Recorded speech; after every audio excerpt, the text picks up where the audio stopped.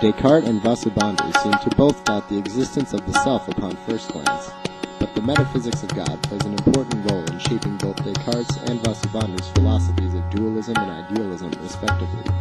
DesCartes relies on the existence of God to prove he has knowledge of the outside world, while Vasubandhu's denial of such an entity prevents him from trusting his sensory perceptions.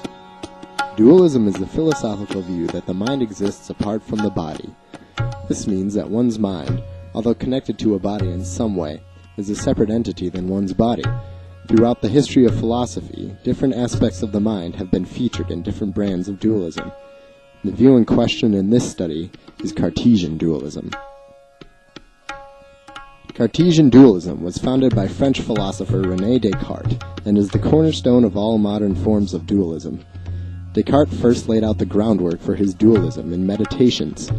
In it, he outlines what is called substance dualism, a view in which there are two different kinds of substance.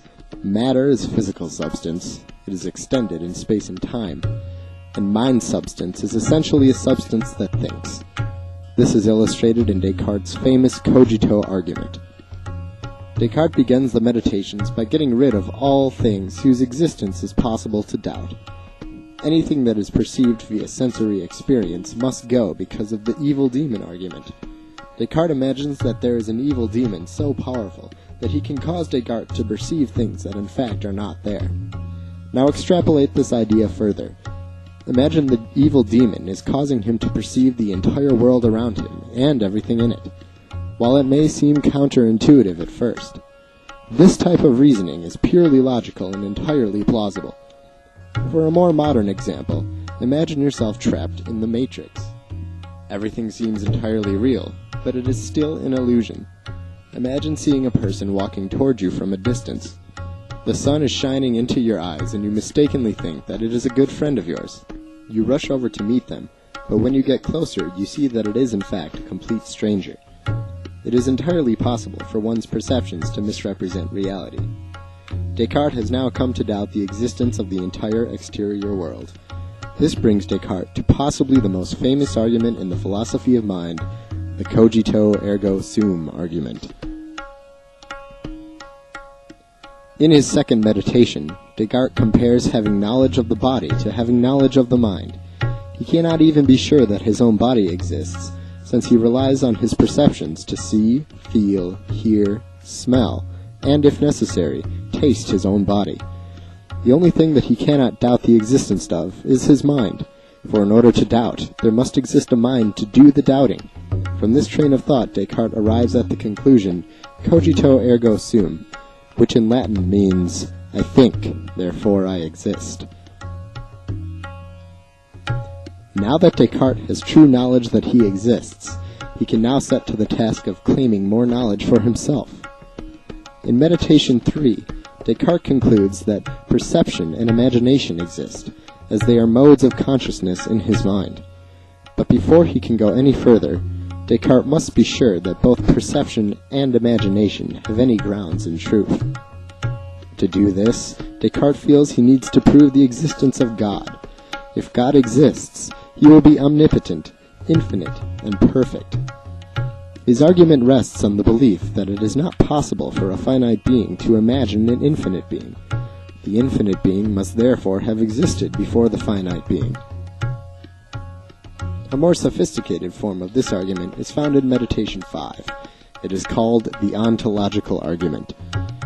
The ontological argument comes in many forms, because its name simply means an argument that seeks to prove the existence of God through pure reason. It uses analytic, a priori premises that do not rely upon observation. Descartes' ontological argument rests on his picture of God being a supremely perfect being. Roughly speaking, the argument goes like this. I have an idea of a supremely perfect being, that is, a being having all perfections. Necessary existence is a perfection. Necessary existence means I cannot possibly think of a world in which that which has necessary existence did not exist. Therefore, a supremely perfect being exists. According to Descartes, a supremely perfect being that does not exist is just as much a contradiction as a triangle whose interior angles do not sum up to 180 degrees. Now that Descartes has proven the existence of God, he has no reason to doubt his perception or imagination. A supremely perfect being such as God would not allow him to be deceived when it comes to things like the sensory perception of the world around him. Meditations 5 and 6 are Descartes' personal reflections on the existence of material substances.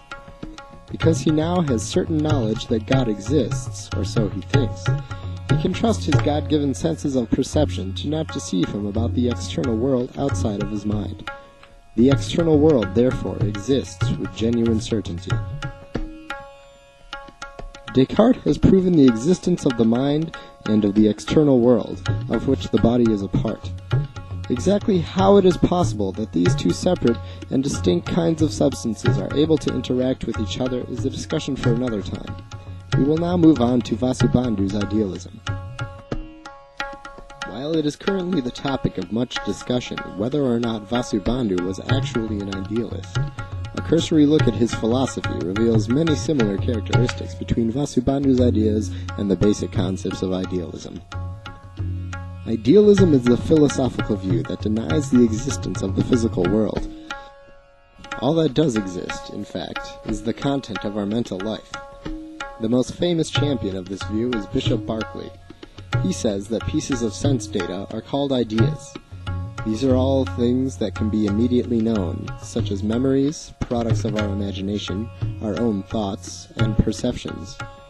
The only reason the coffee cup on my desk, which I perceive with my sense of sight, exists is because I perceive it. It is important to note that Berkeley did believe in an external world, but this world is nothing more than an idea in the mind of God. Like Descartes' dualism, Berkeley's idealism relies on the existence of God. This is important to keep in mind when comparing these philosophies to that of Vasubandhu. Vasubandhu believes in the non-existence of the dharmas. The dharmas, according to Vasubandhu's Vijnanavadin, are composed of many things, and do not exist. This is analogous to a forest or a battalion not existing. These are just names of large groups of smaller objects.